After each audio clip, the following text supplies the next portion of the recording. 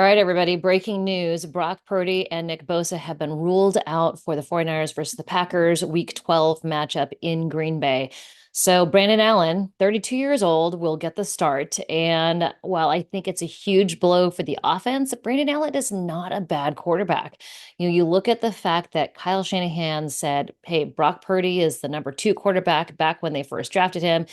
Sees enough in Brandon Allen that, hey, he's the number two over Josh Dobbs. So while I think Josh Dobbs is very smart, Brandon Allen has been with the 49ers 1.5 seasons. So he came in 2023, was the backup for Brock Purdy. And I think really Kyle Shanahan knows how to keep the offensive system simple. Granted, the wording and I think what guys do, the job of all 11 guys on the field is complex. I think Brandon Allen just needs to get the ball from point A to point B. And I think that's how the 49ers could win this game. Maybe bigger issue is the fact that Nick Bosa is going to be out on the defensive line.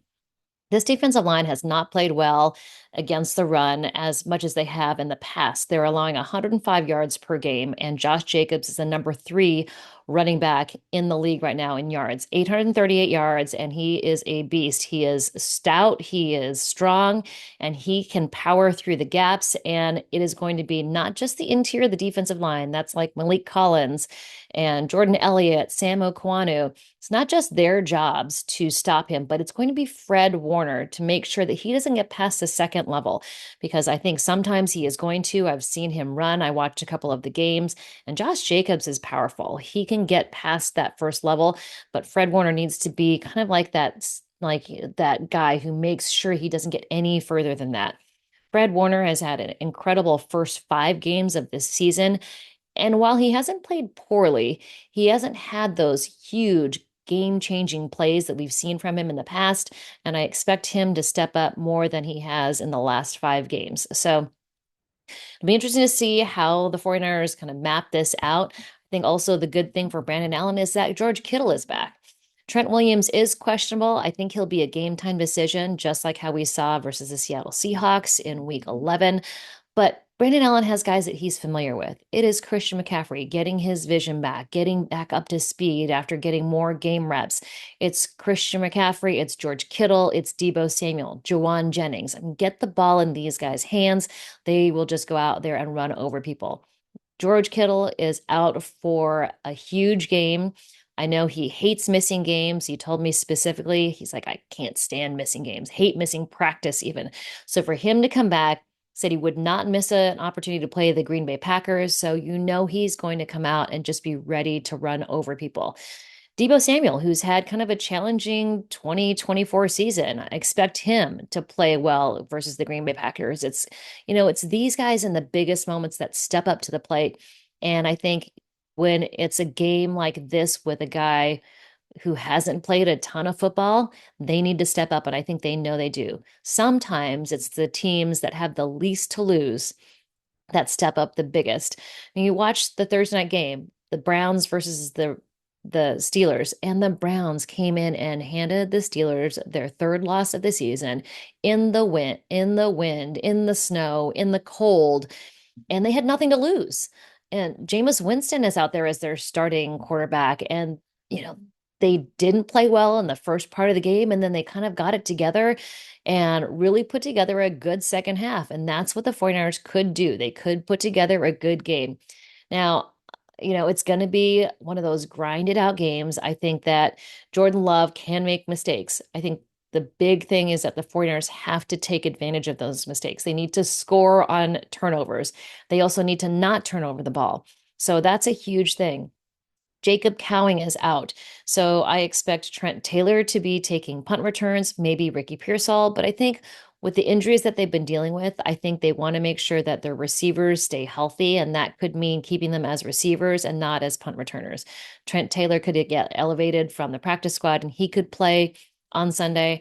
So I think he's a really good, solid returner. He knows what he's doing. Has sure hands. So he's a guy that could step up. Other players that are out, Tatum Bethune with a knee injury. They're not putting him on injured reserve yet. I don't know if they will, but he's going to be out a little while with an MCL injury.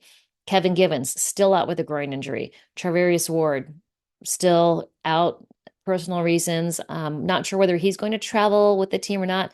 And again, Jacob Cowing out, he's still in the concussion protocol. He was limited on Wednesday, and then he must have gotten some symptoms back. That's why he did not practice Thursday, and he is ruled out for Friday, ruled out for the game. I don't know if he practiced on Friday or not, but he was ruled out on Friday for the game. Trent Williams questionable, John Feliciano questionable. So those are the ins and the outs for the game. We'll see more probably pregame, whether Trent Williams is testing out his ankle again. That's what I expect to happen.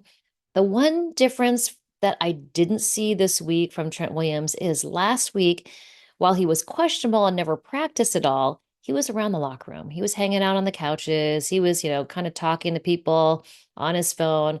This week, I didn't see him at all. So that's a little bit of a difference between last week and this week. But the fact that he's listed as questionable and not doubtful, I think is a good thing.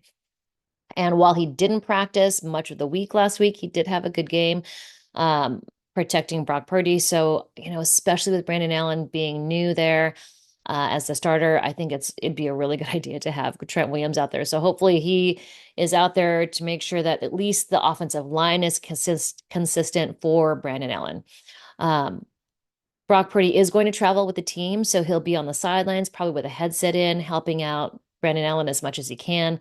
Nick Bosa is going to stay behind. He's going to rest, and he's going to try to recover from his hip and oblique injury. All right, so this is your Friday update. Please tune in. We did an emergency podcast on 49ers Talk, so check that out. Also, we're doing a Saturday podcast. We've got podcasts every day of the week, I think. Also, if you missed 49ers Now, the streaming show, you can watch that on YouTube. You can watch it on the Facebook page. Everywhere you find your NBC Sports Bay Area, you can watch all of our content. So 37% of the crowd at Lambeau Field will be 49ers fans. So we'll look forward to seeing you. Please do say hi and bundle up because it is going to be cold. Probably not snowy, but the sun goes down at 4:17 on Sunday. So it's going to be down as the game ends. So please bundle up, stay warm out there, and definitely say hi if you see us. All right. Talk to you soon.